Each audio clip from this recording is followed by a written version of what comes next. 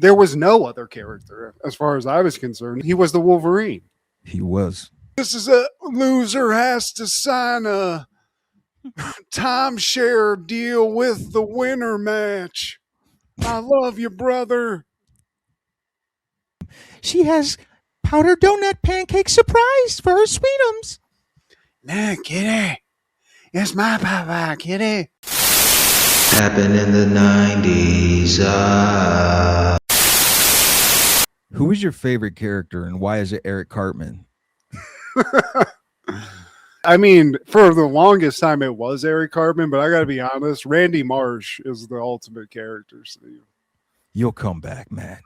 You'll be back. I mean, Cartman's not, of course, but I'm going with what I think like the tastemakers would pick. You know, Okay. the ones that really know. You're a prisoner of the present. I think that's all that is, man. He's having his era. We're in our Randy Marsh era. How could you hate the character? Look at the evolution. I don't hate the character. I love the character, but Eric, man, come on. What's a giant to a god? I mean, he has made a kid eat his parents. Go. And he tried to pay for a movie in pubes. Bow. How much is that in pubes? Name association. Okay. I think of X-Men, immediately Wolverine. I think Simpsons, immediately Bart or Homer. South Park, Eric Cartman. Immediately. If you explain it like that, I can't argue with that, Steve. You immediately think of them too. All the branding. I used to have pillows that were shaped like Cartman. There's no Respect my authority. I had that. Hell yeah, dude. You're a hell of a lawyer, Steve. You've convinced me. For pop culture, I could be. Court of public opinion, I'm in, Steve. Cartman, Randy. I mean, I like consistency. And from episode 1, which we'll discuss, the man child has been that. All through thick and thin, rain, sleet, or snow, Cartman is going Cartman. No matter what you like now, he's what brought everybody to the table. You know what I mean? So Exactly. I don't even know why I was arguing with you in the first place. But yeah, when this show first came out, there was no other character as far as I was concerned. He was the Wolverine. He was. You know, some of my favorite TV characters are people I would despise in real life. Zach Morris, George Costanza, Uncle Ruckus, Eric Cartman. Yeah, agreed, dude. I do not want to hang out with Eric Cartman. But would I like to just observe Eric Cartman in the wild and see all of the evil that he perpetrates? Absolutely. And shout out to Uncle Ruckus. I don't want to hang out, but yes. Yeah, I know he wouldn't want to hang out with me.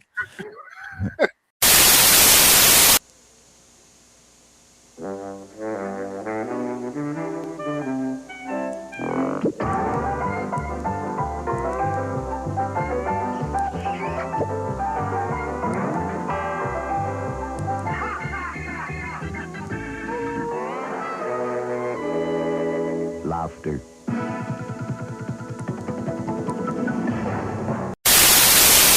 Happened in the 90s was streamed before a live studio audience. This is Steve G and Mad G with Happened in the 90s, a show where we talk about what happened in the 90s. So get out your double impact posters and your double dragon 2s. And hey, don't miss out on what you're passing. You're missing the hooter of the funky Buddha. Fucked up styles, I get wicked. So come on and Cypress starts to kick it. Cause we're like the outlaw striding with suckers are hiding. Jump behind the bush when they see me driving by. Hanging out the window with my magnum, taking out some putos, acting kind of local. I'm just another local kid from the street getting paid for my vocals. Here is something you can't understand. Who I can just kill a man. Here is something you can't understand. How the 90s could kill a man. Today, my friend, we're talking all things August 13th in the 90s. Oh my God! Starting off in 1991, Cypress Hill releases their self-titled debut, World Would Never Be the Same Again. How into Cypress Hill have we been since 91, Steve? I had a damn double CD almost stolen. And I almost lost my life. but I risked it for my friend. Thank you. They've survived so much as a group. They got in a beef with Ice Cube at a time where that wasn't a good idea, and they survived that. They kind of switched styles a little bit. They survived that and thrived. You have to, man. If there's a Mount Rushmore for hip hop duos, they would definitely be up there. And I mean, yes, DJ Muggs, he's a part of the group, but I'm talking about the actual lyricists, Be Real and Sin Dog, the yin and the yang, the boom and the bap. You know, they're up there to me with UGK and Outkast, man. Like, I love that back and forth that they have. Their vocal styles complement each other. With Be Real, with the eye impact in that, and then Sin Dog hit you with the bass. I love it. I love it. Can't get enough of it. We like weed, Steve. That's a well-known fact at this point. This music, especially early Cypress Hill, or at least 90s Cypress Hill, it's the perfect match. In the pocket. Legendary stoners. Mm-hmm. On the cover of High Times, God knows how many times. That's just a cherry on top. For sprinkles, you had a Simpsons episode in the 90s. Like a lot of celebrities, it's real common for celebrities to get a Simpsons. But if you had an episode in the 90s, Conan O'Brien era Riz. They were so good. Be Real was getting acting work. That's how it happened. Was it 187? What movie were we just talking about? Meteor Man. He was in that. Oh, that's what it was. Yeah. And I've the legendary. So you're part of that history too, Be Real. And Who's the Man? Son of a bitch, Be Real. Can you leave something for somebody else? Also, he has a great podcast where he just gets people freaking baked out in a car, which I just love. I hate to bring it back to the pot and stuff too, but yeah, Cypress Hill is for especially like Latin rappers or Latino, whatever you want to call it. That kind of like style, I guess, like they're the best. And this album and like their early stuff, that funk kind of style of the West Coast, me, dude. In 1993, Jason Goes to Hell, the final Friday premieres. Serial killer Jason Voorhees' supernatural origins are revealed.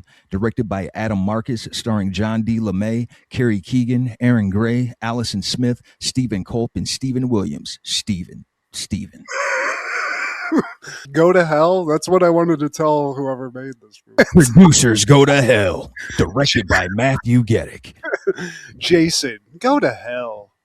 That's how I said this movie. But this is, what happens when you have such a great thing and then you have to keep making more of it because it's so popular. Not your fault. But then it just gets to this level where there's weird slugs that are coming that are part of Jason that he can go into different bodies now. I think there was a cult involved at one point with Jason. It got too convoluted, Steve. Sometimes less is more. Like, we shouldn't know this much about Jason. We knew that he had like a creepy, crazy mom, and there was some stuff at this camp, and then boom, we should have just went with that. After all this time, Steve, that who knew that whenever you finally killed Jason, you know what was inside him the whole time? Just a bunch of fireworks, a bunch of sparklers, Steve. This dude's shooting Roman candles out. Tomatoes. Also in 1993, the final episode of Brooklyn Bridge airs on CBS. And then in 1994, ECW is airing Hardcore Heaven 94 at the infamous ECW Arena in Philadelphia, PA. Oh my God! This is some good vintage ECW, Steve. When everybody else was tripping over themselves, I didn't realize ECW was the only thing keeping wrestling alive for 2 or 3 years. Yeah, they definitely have their share of shit too, but I get what you're saying. Like, totally. Like, I would prefer them, like, knowing what we know now in hindsight, I definitely prefer them over the other two. Sure. Especially this. Like, this ain't nearly their best, but even this, I mean, there's things notable in all the matches where I was like, hell yeah. Like, it was worth watching at least. Some of the shit we've watched for the other federations, it's like, Jesus. Oh, man. Somebody get the gas mask. And this isn't even really a pay-per-view. This is a super card. I guess, Paul Lee doesn't have that kind of pull just yet for the pay-per-views. But the first match is Hack Myers versus Rockin' Rebel. And I found it ironic that Rockin' Rebel came out to What a Man by Salt and Pepper. They only had a couple of tracks, Steve. They're like, look, man, I don't know. We don't like country in Philly, okay? Well, you remember what I told you about this guy, right? He's the one that offed his wife and himself. Oh, I forgot about that. He's got a luscious mullet, though. That might have got him into heaven, Steve. That Chris Benoit think he can steal my thunder? I'll show that son of a bitch. Hack Myers looks like he's fresh out of like rehab too. It's not a great look, Steve. Hack Myers looks and dresses like one of those like old timey wrestlers. Like if the Three Stooges had like a foe that they had, like, yeah, we're going against Hack Myers. Yeah. Get over here, bub. Yeah, get here, bub. Slapping his shoulders and shit. Yeah, exactly. Yeah, he's got a fat, ugly look. He actually wins this match just for being a little bit chubby, Steve, because the guy tries to pick him up and he just collapses on the dude. TKO, fat style. Yeah. I was a heavier douche. And then we have the next match, Tommy Cairo versus Chad Austin. Excuse me. Come on, man. Tommy Cairo? You don't remember this legend, Steve? They kept calling him the Iceman. That really offended me. Like, stop calling him that. he looked swollen. Like, he is ripped, but he just had like a look where it was like, did you get stung by something? Or he's like 5'9". You're allergic to? He's 5'9", dude. Like, who was that little cousin, Crash Holly? Like, dude, he was stout. Like, bro, he probably had to work out like half the time that regular sized people did. Like what? You only have to work out 30 minutes, Tommy Cairo. You're not a regular sized man, you little bitch. Yeah, they get rocked up in less time.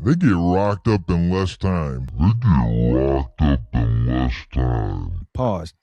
Well, yeah, super pause on that. But Chad Austin, he ain't coming out bodied up either, Steve. He looked like if Mr. Perfect, fully alcoholic, honestly. Stone Cold Chad Austin. Again, I like his in-ring work. He can work, but it's the look, man. That's a part of it. He has a freaking like actual like singlet thing on. It's even pulled down. I don't know because he doesn't like looking fat. He looks sloppy. And for 10 minutes in this match, all he does is let Tommy Cairo try moves out. He's doing every move in the book, Steve. He did this nasty ass belly to belly. It was like belly to get the hell out of here. If you see that, he just yeah, come here, man. Get your little ass over here. Y'all both little, but yeah, Chad Austin, he actually gets the pin. He takes a complete ass whooping and then cheats to win. Yeah. And then goes back to eat some more summer sausage or whatever greasy meat he was eating pre-match. Yeah, I'm sorry Paul Lee had no catering for these guys. He's like, yeah, here's a box of churches. Everybody share a piece. Slice of pizza for everybody. But the next match is Jathan versus Mikey Whipwreck. I don't know, Steve. We got a bad history with Jason's. This guy's not helping the cause. Shout out to this guy, brave man, for trying to pull this off in ECW. And also maybe trying to avoid some sort of civil lawsuit from Rick the Model Martel, because it's the same exact thing, Steve. He's got a dick tattoo of another man's dick. Yeah, it's not a great look. He looks like he dances at gay strip clubs. I think he does. What's his nickname? The sexiest man or something? It's just sexiest stupid. Man on the earth or something like that. There's this part where they're doing like reverse cradles. They're just like rolling around in the ring. And it's like, man, this is just getting Jason hard. He's just rocked up right now. That's why he wears those Hemsy Hammer pants, so you can't freaking see that the bulge he's got while he's fucking rubbing on Mikey Whipwreck. That poor guy, Steve. He goes all out, and then you get put in a match with Jason. Just to give somebody positivity. It's a hardcore match. There's no DQs, I think. I'm not really picturing Jason as like the hardcore legend type. Yeah. But dude does a couple of moves, takes a couple of shots, and at the end of the match, he does end up bloody. Yeah. Still not a great match, but just to give the dude some kind of props, because no one wanted a Jason ramp up, Steve. That's why it's like the third match. This is for the TV championship belt too. I forgot to say, but They get back in the ring, and all of a sudden the Pit Bulls show up. Pit Bull 1, Pit Bull 2, and they jump on Mikey Whipwreck, and they get Jason the win, man. I think Jason was their manager around this time. Makes sense. Jason collects men, specifically giant yoke dudes, to hang out with him shirtless. So he had to grab the Pit Bulls for sure, for sure. He's their pocket pussy. Yeah. Come here, Jason. I don't know, guys. Give me time. I had to go to the doctor last. It's like American Psycho. They roid out on him. Jason, get your ass over here! Okay. Jason, get over here!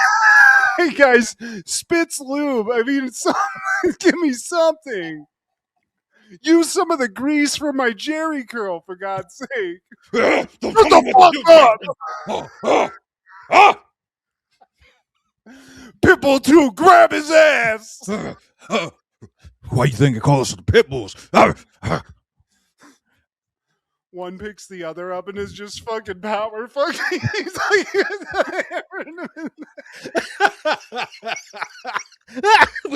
Hey, Pitbull 2, we found a new move. 3D my ass. So you think the match is over, right? Isn't that what happens? Or maybe they just come and cheat.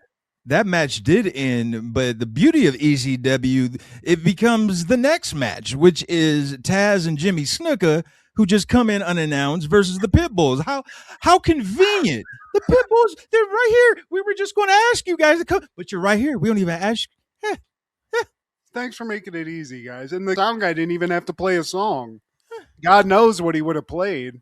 What a man again, probably. But this match between the Pit Bulls and Taz and Jimmy Snuka, it's like 5 seconds once they get everything going, because Taz Maniac, which I hate that, it's just a few suplexes and it's over with, Steve, which I do like. That's the Taz I know and love. Yeah. Let's drop the name, cut the hair, we'll be good to go. Yeah, Jimmy Snuka gets his flying crossbody. All we need, that will suffice. And next match is Mr. Hughes with Shane Douglas and Angel versus 911. Man, this is perfectly crafted for 911. For both these dudes. And I like Mr. Hughes has the cheat code of having Shane Douglas speak for him all the time. He never has to really work the mic that I've seen. That's true. Just have a mean grimace. Yeah, and then Shane Douglas is like, "This is the motherfucker, yeah!" And then it's it's go time. So I do respect that, and I also respect Angel's still in the mix, although she's looking a little beat up. Steve, she looks like Wayne's girlfriend from Wayne's World. She got the neck brace, man, getting them backshot whiplashes. From the ECW is hardcore, Steve. When Mr. Hughes is one of your in the stable, yeah. Surprised she doesn't have a back brace on too, but I don't know, man. I wasn't expecting much from this match, Steve. 911, he's got one move. Yeah. Can he choke slam his way out of this? Yeah, because they did like 3 minutes of just punching. Just like punch. Oh, punch. Oh, I love that shit. Yeah. And eventually he pulls off the choke slam. Paul Lee, he comes out, and I think somebody says something on the mic. Shane is about to get choke slam, and then he pushes Angel in the way. She gets choke slam. Salute to Shane. That's great. That's great healing right there. That's fantastic. 101. And I think Paul Lee spits on her, if I'm not mistaken. Yeah, Joey Styles is like, I wish that was Hillary Clinton so we could get new health care. He says something wild about that. And then 9/11, it's not enough, dude. Everyone's gone except Angel, who's just ravaged on the ground. He picks the bitch up and chokeslams her again just because he had a little bit of rage pent up. He had to get out. Yeah, everybody's road raging in that locker room, man. And I think this is the point where things skip out, man. because Thank you. yeah, man, we missed out on the Sandman versus Tommy Dreamer match, and then there's Public Enemy, Johnny Grunge and Rocco Rock versus the Rotten Twins, Axel Rotten and Ian Rotten. And that was supposed to be a baseball match, a baseball bat match. I was able to watch the Sandman Tommy Dreamer match, at least a snippet of it, and it was on a separate site, man. But I blame Paul Levesque for all of this. Thank you, Triple H, or Trips as your friends would call you. Trips. Trips. Okay, midi greens. That sounds like some bullshit. Call me Trips, guys. Meanwhile, Smart. he's fucking like a pocket pussy in his dorm room. Dude, I've seen it 1,000 times, Steve. And that's why they lost me, man. Like, you don't care about your fans, man. Like, you had a good thing going with the network. It had the whole wrestling library, anything. Pick a territory, pick a year, pick a wrestler. And then you went to Peacock. It got watered down a little bit, where some things got cut out of the pay-per-views and stuff, man. But you still had everything in one solid casing. But now it's just scattered, man. Why would they fucking do it? It just makes no sense. And also, here's a simple fix to this. Put it all on something and charge a god tier pricing to watch. Just have access to everything. Just a one-time fee. You'll make a fortune. You'll make a fortune, Triple H. Everybody's already made their money. This is the classic greed mode, Steve. They don't love us. No, they don't. Never did. They're treating us like angel. Spitting on us. You were the least coolest person in the clique anyway, you big nosed bastard. But Yeah. the Sandman Tommy Dreamer match, this was notable because after the match, Sandman wins. Even though Tommy Dreamer's supposed to be a face, people were kind of booing him because he was like, dude, what are you with the suspenders? What's your thing? Chippendales? So he's getting booed. People didn't give a fuck about him, but there was a turning of the tides because at the end of this match, Sandman hits him with the cane in the back. That was the stipulation. You lose, you get cane. And Tommy Dreamer, he keeps getting up. He's like, thank you, sir. May I have another? He gets his ass Hell beat yeah. again. He keeps getting up. Oh, that's all you got? It was like one of those Sylvester Stallone kind of, like, you hit like a punk. And so people started getting behind him. And that's when he became the innovator of violence, man. So there's that. Yeah, we had to skip those. And now we're at another match that I want to watch. It's 2 Cold Scorpio versus Sabu, man. Nasty. Basically a Legends match. We just didn't know it. Both of these guys, they put on a show. If you substituted one with somebody else, they still would have put on a show, but you put them in the match together, man, this should have been the main event. Yeah, dude. 2 Cold Scorpio, I mean, his catalog filled with crazy moves. He does all of them. He does a couple other ones. I think it was a DDT, but he does like 5 pop and locks into a DDT, even like flips over the dude. Ahead of his time, man. And unfortunately, he did not get his flowers because right at the time when wrestling was breaking big again in the mid to late 90s, they gave him a poor gimmick, man. Who wants to see a wrestling pimp? Well, we ended up getting Godfather, but Flash Funk, bro, it wasn't cool like the Godfather. 2 Cold Scorpio was like, I don't know why anybody wanted to change that or like manipulate that. That was the first thing, right? It wasn't Flash Funk first, was it? Vince made him Flash Funk because that's how Vince moves, man. I need you to be something that I can trademark. Not something that you already have. I need to give you a different name. I gotta get my taste. My back end. But yeah, the match is fire, dude. We get all the hits from both of these guys. Of course, Sabu brings in chairs. Crazy how they can figure out how to do the things that they want to do. Yeah. Sabu does this one thing where he puts a chair inside the ring. He's on the outside of the apron. Just for no reason jumps over the ropes to get on the chair and then jumps back over the ropes to like cross body block a dude on the floor. I love it, man. I love it. Can't get enough of it. For me, man, it's 1A and 1B as far as my favorite ECW wrestler of all time. It's him and RVD. I mean, it's tough, dude. They are at the top. RVD's mine. And as with everything, it gets heavily tipped because he's a huge weed head.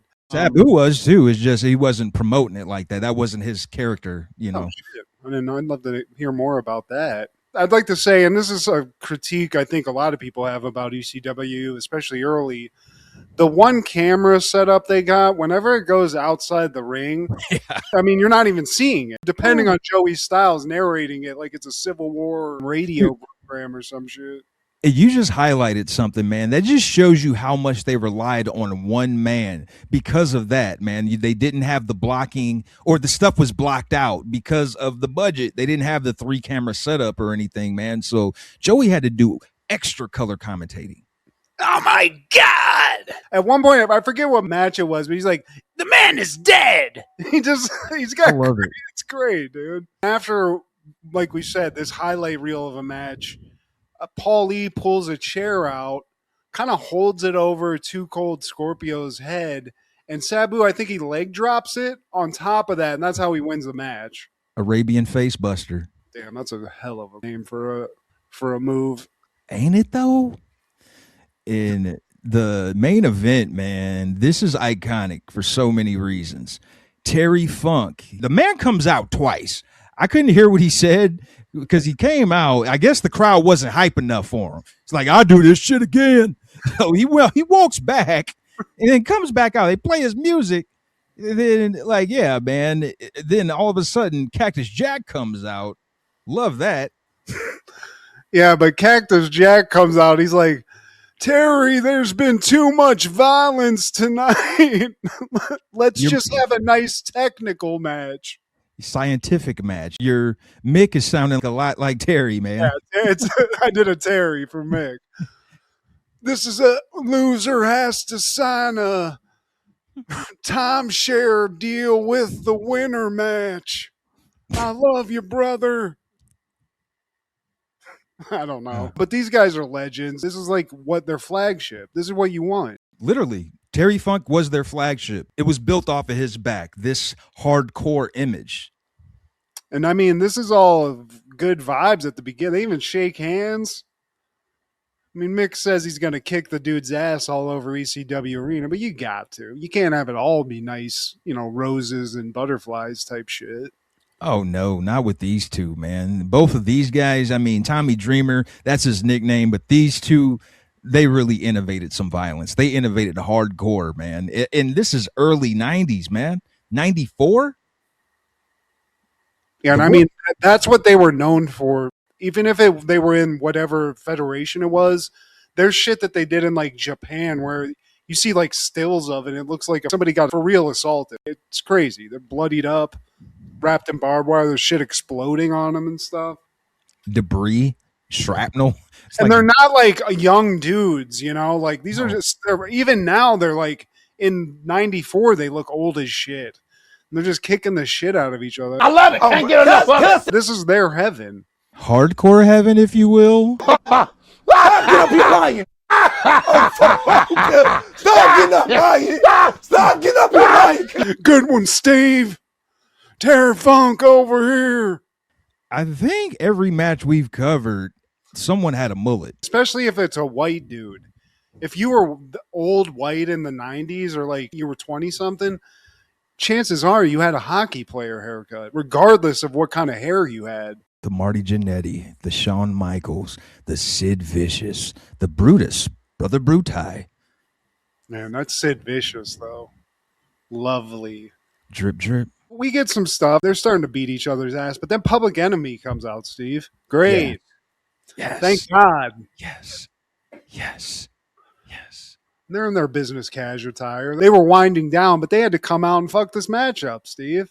Wreck some shit, if you will. And then all of a sudden, the two former foes, Cactus Jack and Terry Funk, they start teaming up. So now it's a Cactus Jack, Terry Funk versus Public Enemy match.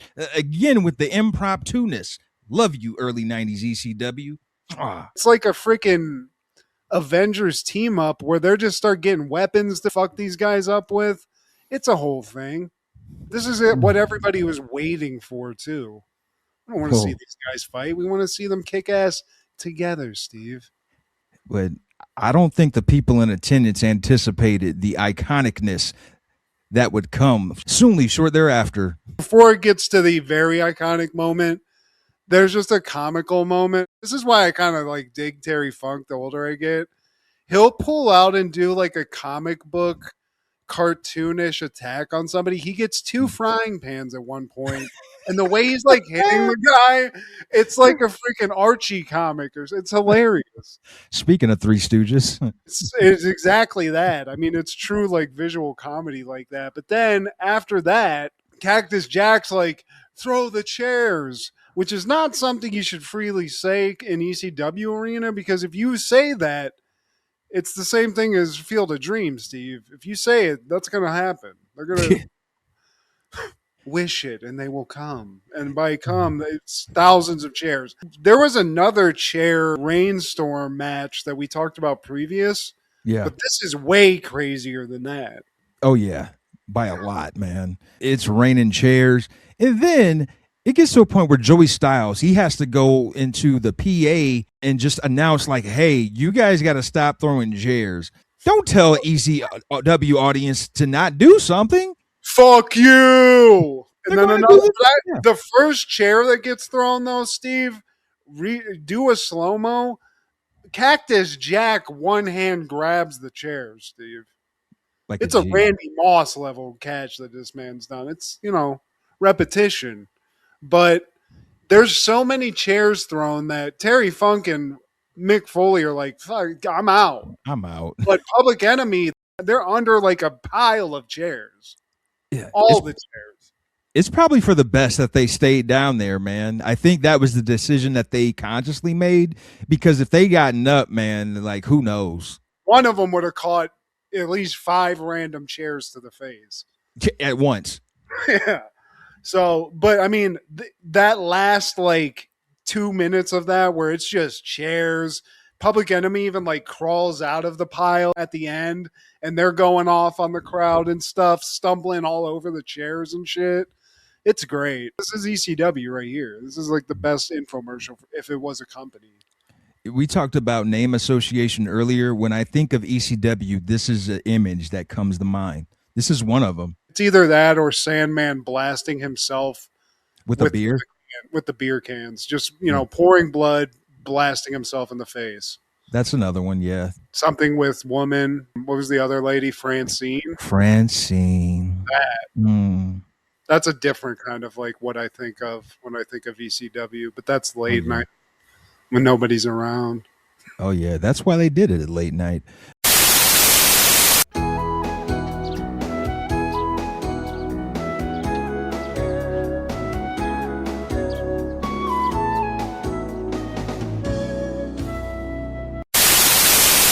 That following year, 1995, we would lose American baseball player and sportscaster Mickey Mantle. Sometimes you hear these names and they're Hall of Famers, but they seem like a bygone era. I didn't realize Mickey Mantle made it that far into the 90s. Yeah, he was only 63 too. That's wild. It makes you think like, dang, these like star-studded athletes are dying at this age, man. Shit, I might as well keep smoking cigarettes and drinking liquor. It doesn't guarantee you extra life if you're in shape. Some people smoke cigarettes and drink liquor and live to be 104. So Keith Richards. There you go. There you go. Man, he was 80 and 73. That's what's keeping him alive, Steve. At some point, all that stuff creates some new thing, and he's living off of it. It's like some sort of radiation or something. One of the most decorated baseball players of all time, 20-time All-Star, 7 World Series championships, 3-time MVP, Triple Crown, Golden Glove, batting champion, home run leader, RBI leader, and of course his stuff is retired, man.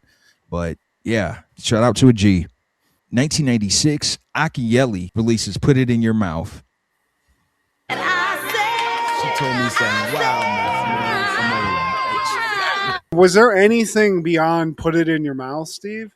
Akinyele is actually a respected rapper, man. I think that he's just known for his lewd and raunchy stuff, but we actually covered an album of his that he released in 93, his debut, which was Vagina's Diner. That was great, man. Yeah, the man's great at selecting album titles, but Vagina Diner, that was great. And Put It In Your Mouth, even though this is an EP, the titles on this one, the robbery song, Fuck Me For Free, and Thug Shit. And of course, Put It In Your Mouth. And of course, Put It In Your Mouth. But yeah, man, he actually is from Queens. And I want to say he came up with like the same circle of friends that Nas did. So Hell Yeah. yeah. I mean, this is iconic. Heard it, never forgot it.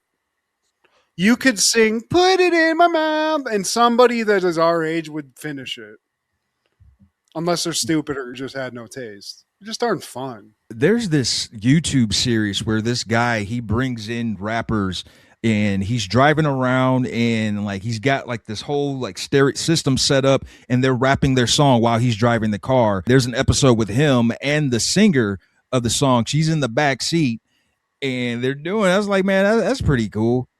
Was the singer hot, Steve? I always just pictured a beautiful woman. I do her. I don't know if that's saying a lot. Her name is Kia Jeffries. She's actually a singer. She has a solo career herself. She's released music, but yeah, man, I want to say she might be in her early to mid 50s. But shit, I'll smash. Hell yeah, dude. And also for the culture and for the historic value of it, you could listen to this and smash and get the full experience. Put it in her mouth for real. Like that's a flex. Life, Steve, or vice versa. You choose. August 13th is World Organ Donation Day too. So, you know, I got an organ to donate. Nice. She'd appreciate that. Oh, I can just eat her out. That following year, 1997, South Park is airing season 1, episode 1. Cartman gets an anal probe. Cartman's dream about being abducted by aliens turns out to have actually happened. And when the aliens take Kyle's brother, all of them must find a way to bring the aliens back and confront them. Oh, man. This is where it all started, Steve. Oh, 28 seasons so far. And it never has to stop. It's the genius of the show. It was this good at first, and it's evolved and it's stayed pretty relevant and great the whole time. The writing is so good that the quality of what we got at this beginning part, it's just cardboard, Steve. And it's art. Comedy. Well, you've seen how it's evolved, man, and that's the beauty of watching this first episode because it seems like it's humble beginnings. You're working with probably a shoestring budget compared to what they're dealing with now. They're the flagship of the network, whereas this, it seemed like Comedy Central was kind of taking a gamble because I want to say Dr. Katz might have been the only one under their belt at this point. And I mean, the only thing to prove that that this was a good premise was a short that they made. Yeah. Where Jesus fought Santa, which was great. But that's a lot of confidence to put in just that, you know, and then just like a pass around tape that everybody was like, oh, this is hilarious. Like truly like one of the first kind of like viral videos. Didn't Beavis and Butthead start off that way? Didn't Mike Judge like initially make shorts and then MTV picked it up as like, hey, let's do this as a full show? You might be right. It might have been part of like one of like Liquid TV or something though, like something like, you know, like The Simpsons. Like it was on Simpsons. Coleman. That shows you, man. Some of the greatest cartoons stem from something smaller. They came. You get to see them metamorph into something else, into greatness, man. And South Park, I feel like took the baton from Beavis and Butthead because when we were kids, watching Beavis and Butthead was kind of like, don't let me catch you watch that. You know, that's why they aired it like 10 o'clock, 10:30, so past our bedtime. And I think they did that with South Park. It initially aired at 10 o'clock. It still does, I believe. It might have even been later than that, but yeah, you're right. I mean, they were trying to hide it. And it was one of those shows where, you know, if you had guardians, they were like, don't. This is a no-no. But we all figured it out. Oh, yeah. VCRs exist. Yeah, this is a great episode. This is a great pilot. You get to meet everybody right away, all the kids. They're hanging out at the bus stop waiting. We even get to meet Kyle's little brother. I didn't realize Ike came into the fold immediately. Immediately, he gets shoved away and called a dildo, Steve. That's not nice. What's a dildo? I'm your little dildo. Man, dude, just quoting Cartman at school the next day. It was fantastic.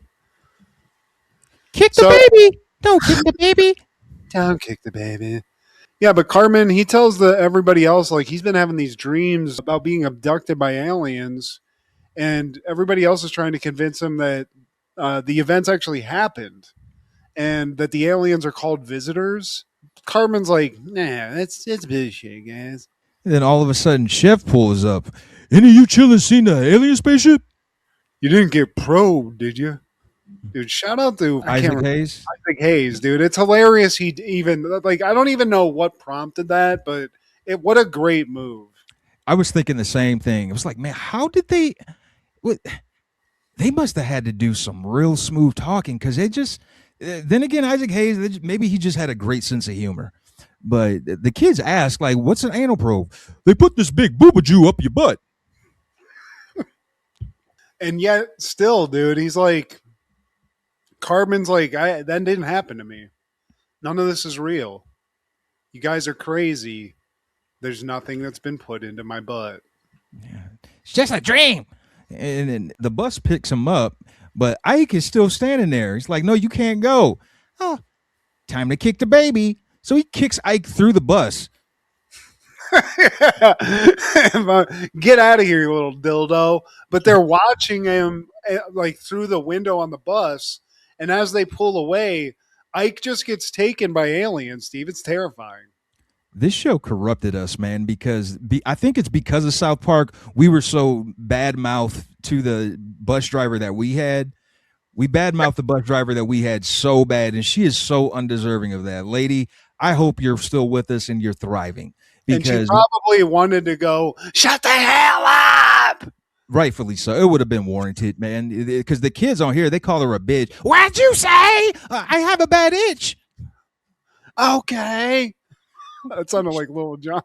What'd you say? Rabbits eat lettuce. Okay. Yeah, I mean, we definitely, I wouldn't say this was a great example, but yeah, it's all right.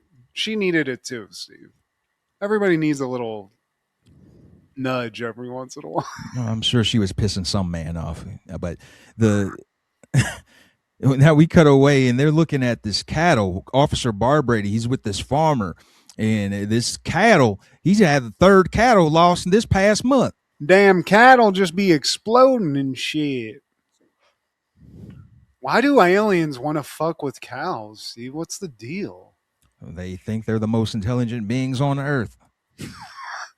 Well, everything's kind of looking like Cartman might have been anal probed, and that's even further explored whenever we get to school. Cartman's hanging out, and I mean, we've all been here, Steve. You have a couple of hot farts. It's funny. But when fire's actually physically coming out of your ass, then you need to maybe call somebody. First time seeing Mr. Garrison. He's given his history lesson. Christopher Columbus discovered America, and he was the Indians' best friend. And then he just goes on this bullshit. I feel like this is how I was educated. Some bullshit. Yeah. And then Christopher Columbus was like, holy shit, are those fucking Indians? Yeah. Okay, is this on the test? Right. That's that Perrysburg education, Steve. But Cartman, he's still shitting fire or farting fire. Kyle's like, get this. Can somebody help this kid? Kyle's even trying to help Cartman. Nobody's paying attention to this kid farting fire. I'm stressed out. He wants to be excused from class. Mr. Garrison's like, you have to ask Mr. Hat. I forgot about Mr. Hat, dude. Here's another character that's been great from the beginning, too. Mr. Garrison, what an evolution the character's been on. Oh, man. In more than 3, 5, 7 different ways. Yeah. They get to lunch. Chef figures out or is told that Kyle's brother's been abducted by these visitors. Wendy Testerberger shows up, and they're always talking about how Stan throws up every time she shows up. No, I don't, dude. Then she's talking to everybody. She greets each person one by one. And then when she gets to Stan, what does he do? That's a tough one. I forgot about that, too. Stan's little upchuck thing he did with when he gets over it, Steve. Yeah, she wants to meet all the guys at the Stark's Pond after school. And then we cut to Chef, and he sings a song. I'm going to make love to you, woman, as I lay you down by the fire. Dude, the Chef songs. Remember that CD they came out with? Chef Aid? Maybe that's what it was, but it was like an actual like album they came out with, dude, filled with Chef bangers, chocolate salty balls. And then that's when the metal probe comes out of Cartman's butt. But Chef, always looking out for the boys, he pulls the fire alarm. Gets the start of diversion. Oh, okay. And then once they get outside, Carmen, even now, he's saying it was just a dream. He's still like convinced of that. But suddenly he gets hit by a beam. It makes him sing like a song. Yeah, he starts singing like jazz singing.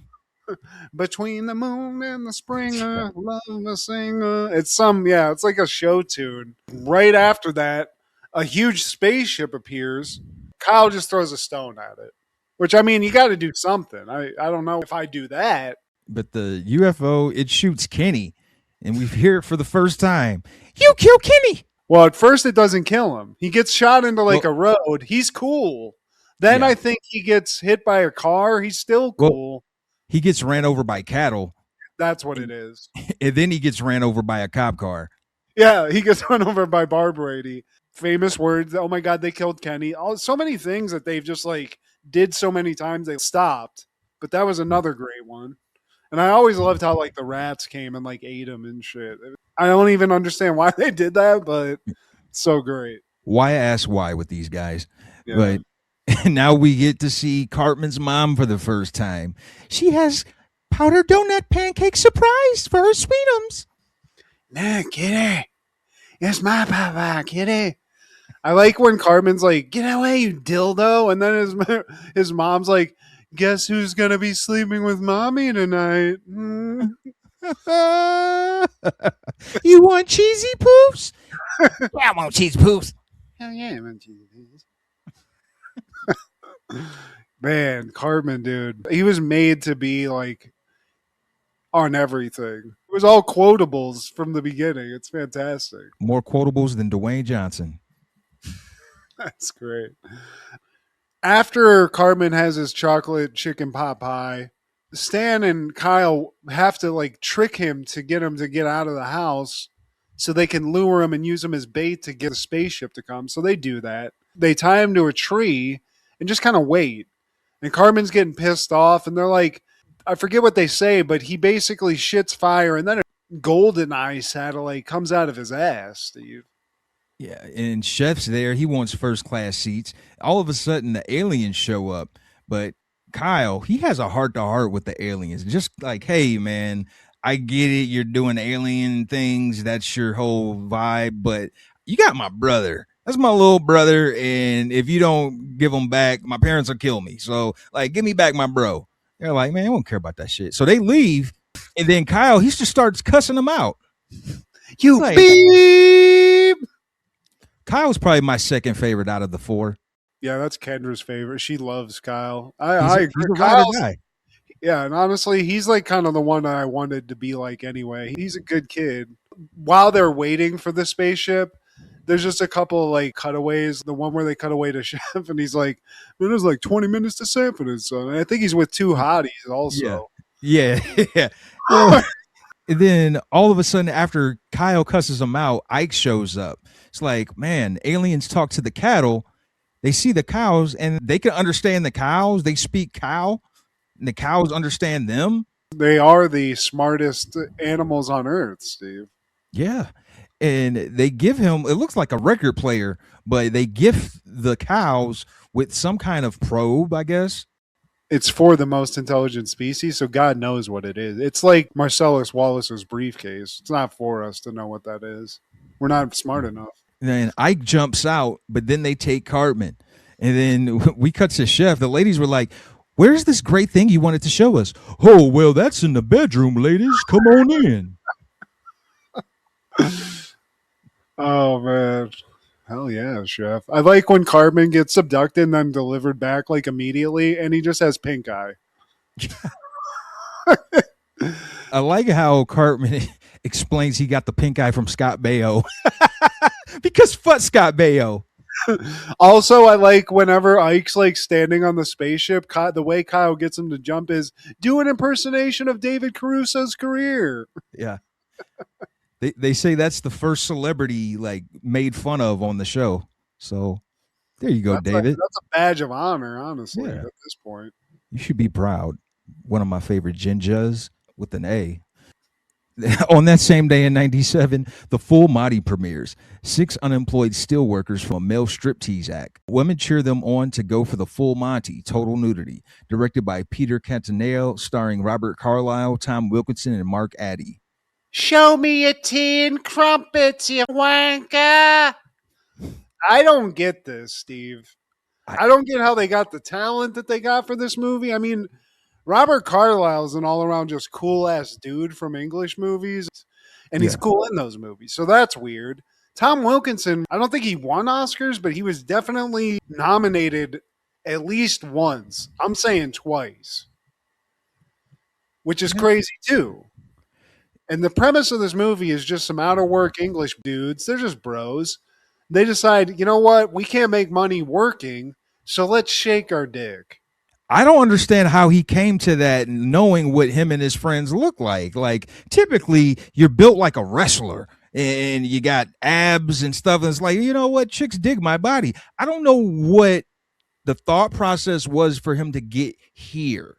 Insanity, maybe like some kind of like hallucinogen. But yeah, it's a gross crew. It's all ugly dudes, and then they just find a guy with a huge hog, Steve. They find Girthquake to like fill out the group. Oh, but dude, and see, this is what I'm stuck on. Now, was this intentional? Did he mean to do this as a joke? Like, this is going to be our shtick. We're going to take off our clothes, and some ladies might like it. Some ladies might be like, oh my God, that's funny that they're showing off their beer guts. Here's some money. Is that going to be the thing? Or did he want to have a legitimate striptease act? That's the part I didn't get. Is it based off of pity and a joke? Or is it they're thinking women are going to get turned on by it, basically? Do you know? No, I don't. I tried to watch this, Steve, because we were like, let's make fun of it. Let's discuss it. I got 30 minutes in and I was done with it. It's a boring movie to begin with. So, like, to me, the only thing that's bringing you to the end of this is the hope you're going to see a dong. You know what I mean? Because that's really it. Yeah, that wasn't my hope. I just wanted to get this under my belt because I know it was a big deal. And shout out to the Drew Carey episode where they spoofed it. Want to see what I bring to the table? And that's really it. Yeah. There's a guy in the movie that really is just that. He's a dong. He's a stun cock. Yeah. But shout out to some normal gross bros that just said, you know what? I need some money. Let's see if anybody will pay just to see this twig and berries just swinging in the wind, Steve. Oh, It's not great. old balls. I might get like a silver dollar thrown at me just to hurt me. not as a tip. It was just to get me off the stage. Yes, please. And in 1999, Bowfinger premieres. When a desperate movie producer fails to get a major star for his bargain basement film, he decides to secretly shoot the film around him with the help of the star's nerdy brother. Directed by Frank Oz, starring Steve Martin, Eddie Murphy, Heather Graham, Christine Baranski, and Terrence Stamp. It's a great movie. I didn't appreciate this movie as much when I was younger, but love the premise. Hilarious that the puppeteer who made Yoda, Frank Oz. directed this, which is hilarious. Legendary. Batshit premise, which makes the movie hilarious. You got two guys who can make that work. Yeah, I mean, this is legendary. Whenever you see that it's Steve Martin and Eddie Murphy, just watch it. And Eddie Murphy, like, yeah, man, two goats of comedy in my opinion for different reasons. I do like the SNL chemistry, if you will, even though he wasn't an actual castmate. They have that improv in their blood, in their genes, man. And I feel like whenever you have Eddie in a movie, whenever you have Steve in a movie, there's going to be some improv. At some point, the producer gives them carte blanche. It's like, all right, let them cook. The surrounding cast in this, I mean, Yeah. Obviously Jamie Kennedy's in this, but the old actress lady, Christine Baranski? yeah, dude. I mean, she's so funny in this. To think of this happening in real life is hilarious because they make the real actor think like he's a lunatic. Yeah. They just like come up on him in the cafe and they're like filming on the fly and stuff. I don't know. Just because I know how movies are made and stuff, it makes it kind of extra interesting, but it shouldn't be a hidden gem, but it is a hilarious movie. Also in 99, Detroit Rock City premieres. In 1978, four rebellious teenagers try to scam their way into a Kiss concert. Directed by Adam Rifkin, starring Edward Furlong, Giuseppe Andrews, James DeBello, Sam Huntington, Gene Simmons, Paul Stanley, Ace Frehley, Peter Criss, Natasha Lyonne, and Lynn Shay. But pornos are made like this too, man. I love that guy. That guy was funny in the 90s. Yeah, he was my favorite character in this movie. Of all bands, these kids sacrificed a lot to go to a Kiss concert. I can't get past that. Yeah, I mean, that's kind of lame. But Black I mean, Sabbath, yeah. Okay.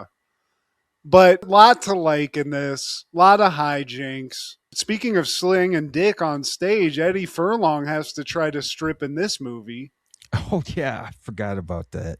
He also gets to bang Gene Simmons' actual wife in it, too. She's like a groupie or something in the movie, but he connects with her. I always thought, man, what's her name? Shannon Tweed? Shannon Tweed. And I saw her in real life in Hollywood at something.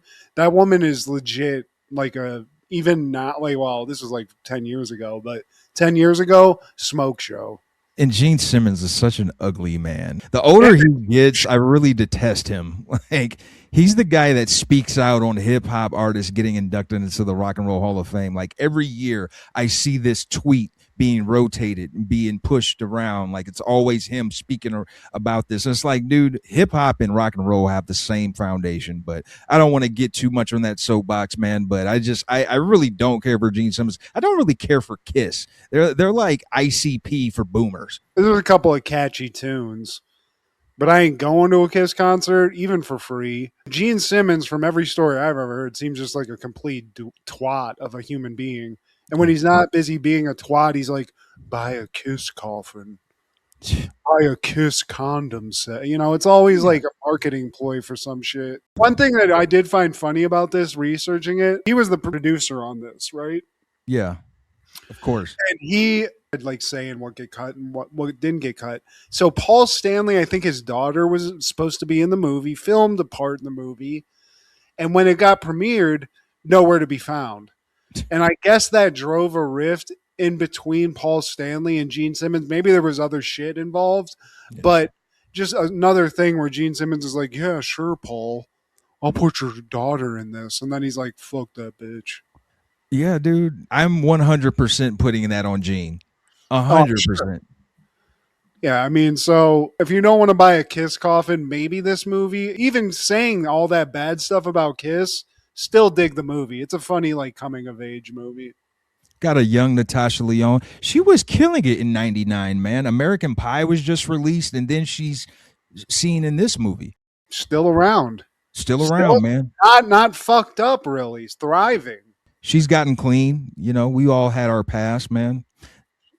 She's interesting, too. She's got an interesting look, and I'd smash, Steve. I like that voice. Yeah, it does it for me. And like, she just seems like a cool chick.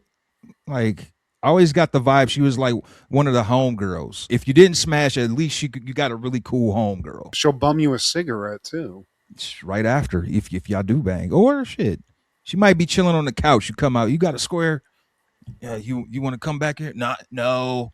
All right. I mean, all right. I'll be back out. What are your callbacks? Oh, I know what my callback is.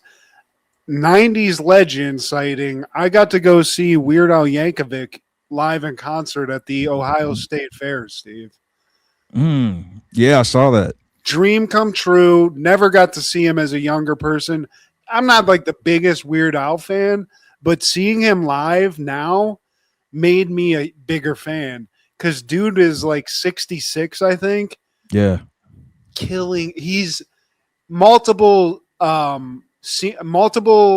outfit changes, including the fat suit from Fat, dressed like Kurt Cobain for Smell, whatever the Smells Like Teen Spirit thing was. Yeah. Obviously the Amish outfit for Amish Paradise, and his background group is just filled with assassins, dude. The music was fantastic. He was fantastic. He performed for like an hour and a half, and you got all the hits. So I love that. And then to show just like this weird how talented him and his band is, for like the last 2 minutes, they were doing like medleys of all of his songs. And for like a minute, they just did like this weird sort of freestyle of what was just like gibberish noises, but in like melody together with dancing and stuff. It was so wild, dude. And for a fair show is pretty fucking awesome. Nice. That's man, like I've always wanted to see, dude.